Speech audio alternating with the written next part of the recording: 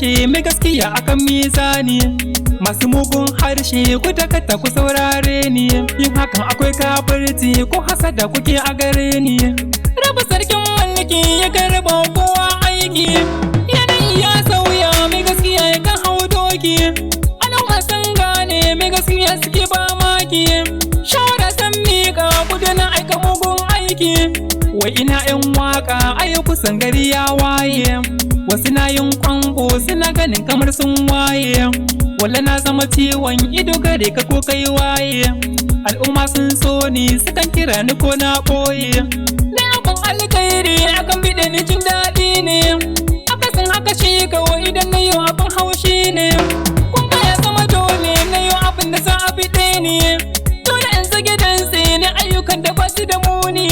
Ya kamata ku gane komai muke a domin ku ne, ko cikin waƙenmu mukan yabe ku ai daidai ne.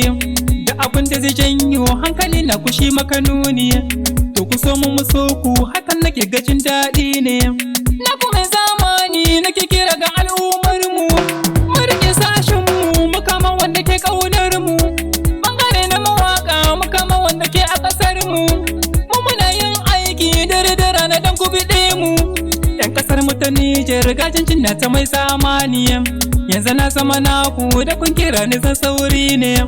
Dan ina ƙaunar ku ina kira ku saurare ni, naka shi ne naka ka alfahar da shi daidai ne.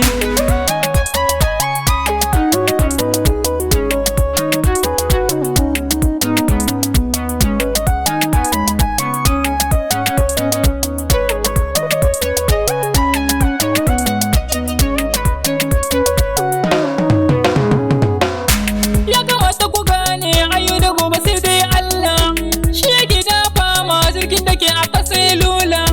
Ya tsare bawansa da kariyarsa sarki Allah, wanda da ya guje shi wallahi dole sai ya yi kwalla.